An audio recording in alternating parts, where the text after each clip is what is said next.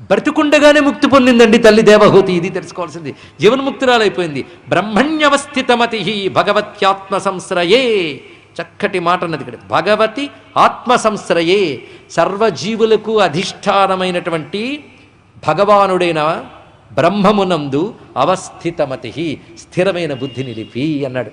ఇది ఎలాంటిది అంటే నది సముద్రంలో చేరినట్లుగా బుద్ధి భగవంతుని యందు చేరి నివృత్త జీవాపత్తిత్వాత్, తన జీవభావం పోయింది. జీవ అంటే నేను అర్థం చెప్పుకున్నాం కదా, ఉపాధులు నేను అనుకుని వేలాడేవాడు జీవుడు అయిపోయింది.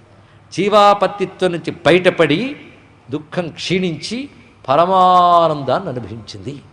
ఇక్కడే జీవన్ముక్తి అర్థమైన అర్థం కాకపోయినా ఎన్నో లోకాలు నిత్యం లెక్కలు ఉండే ఇక్కడే పొందొచ్చని చెప్తుంది.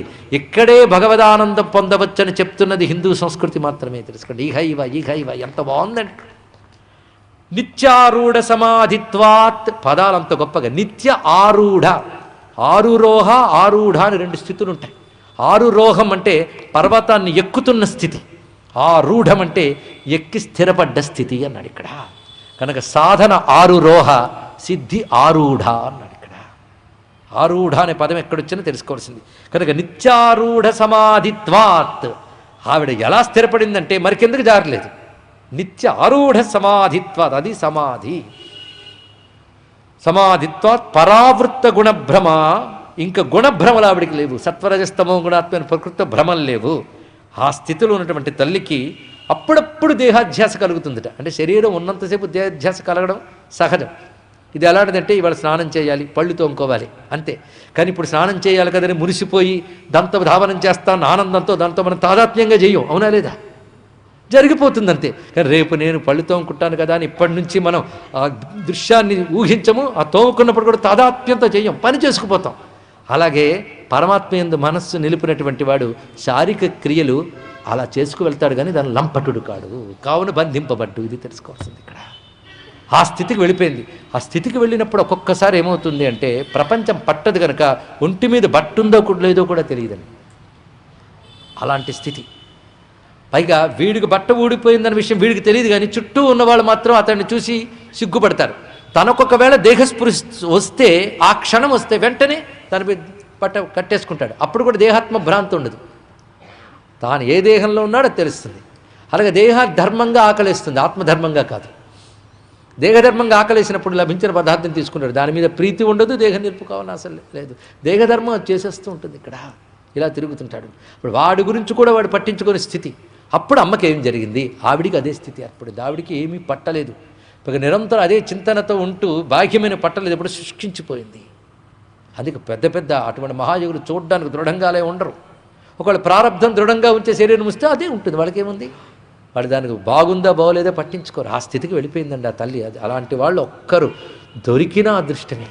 ఆ స్థితికి వెళ్ళిపోతే పక్కనున్న విద్యాధర కాంతలు ఆవిడకి పరిచయం ఉంచాడు కదా మహానుభావుడు తపశ్శక్తితో, వాళ్ళు ఆమెకు సేవలు చేసేవారట. ఆవిడ మర్చిపోయినప్పుడు వీళ్ళు తిండి పెట్టేవారు. ఆవిడ తన గురించి తాను మర్చిపోయి అలా ఉన్నప్పుడు, మర్చిపోయాను కాదు స్పృహ లేకుండా ఉన్న స్థితిలో వాళ్ళ వస్త్రం కప్పేవారు. ఇలా కొంతకాలానికి అయ్యేటప్పటికల్లా ఈ ప్రారంధం ఉన్నంత వరకు దేహం ఉంది, తర్వాత దేహం పోయింది. ఆ తల్లి ముక్తురాలుగానే మిగిలిపోయింది. మాట జాగ్రత్తగా విన్నారా? ముక్తిని పొందింది అనలేదు, ముక్తురాలుగా మిగిలిపోయింది.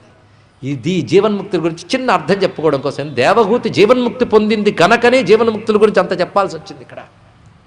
ఆవిడ అర్థం కావడం కోసం మనం ఇది చెప్పుకున్నాం ఇక్కడ. జీవన్ముక్తులు ఎలా ఉంటాడో ఒక మంచి ఉదాహరణ చెప్పారండి. ఒక కడవని తీసుకెళ్ళి గంగలో ముంచి అందులోనే ఉంచేసాం, బయటకు తీసుకురాలే.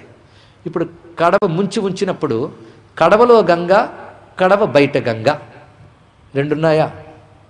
ఉన్నాయి. మరి కడవ పెట్టినప్పుడు కడవలో గంగ అనాల్సిందే. కానీ అందులో కడవ పగిలిపోయింది. ఏమైంది? అయిపోయింది. జీవన్ముక్తుడు గంగలో పెట్టిన కడవలాగుంటాడయ్యా అన్నాడు ఒకటే మాట. ఇక్కడ అయిపోయింది. ఇక్కడ ఆడు లోపల ఉన్న చైతన్యం అంటే కడవ లోపల ఉన్న గంగ బయటున్న గంగకి భిన్నము కాదు, ఒకటే స్థితిలో ఉంది అక్కడ. దాని స్థితి అలాగే ఉంది.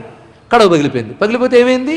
గంగ గంగగానే ఉండిపోయింది. కానీ జీవన్ముక్తుడు సర్వవ్యాపకమైన బ్రహ్మములో ఉపాధిలో ఉన్నా తాను సర్వవ్యాపకమైన బ్రహ్మమని తెలుస్తుంది. ఇదే సర్వభూత హృదయం మునిమానతోస్మి. అది అర్థం అక్కడ. సామాన్యమైన విషయం కాదు ఇక్కడ. ఆ స్థితికి వెళ్ళిన వాడు సర్వభూతముల హృదయంలో ఉన్న పరమాత్మతో ఐక్యమయ్యాడు గనక వాడు వెళ్ళిపోతూ ఉంటే సర్వభూతములు వాడికి స్పందిస్తాయట. ఎందుకంటే సర్వభూతముల హృదయంలో ఉన్న పరమాత్మతో ఉన్న తాదాత్మ్యం చెందాడు కదా. అందుకు సర్వభూతములు తెలియకుండా వాడి వెంట పలుకుతాయి. అందుకే శుకుడు వెళ్ళిపోతూ ఉంటే అంత జ్ఞానం ఇంకా రాని వ్యాసులు వారు చూడండి. ఇక్కడ ఆయన వెళ్ళిన ఆయనా కుమారా వెళ్ళిపోతున్నావా అని వెనకాల వెళుతున్నారు. ఆ వెళుతూ కుమారా కుమారా అంటూ ఉంటే ఆ వెళ్ళిపోతున్న కుమారుడు వైపు చెట్లన్నీ చూస్తున్నట్ట. ఆ కుమారుడు ఏ బ్రహ్మముతో తాదాత్మ్యం చెంది ఉన్నాడో ఆ బ్రహ్మము ఆ చెట్లలో ఉంది గనక ఆ చెట్లు కూడా కుమారా కుమారా అనడం మొదలెట్టే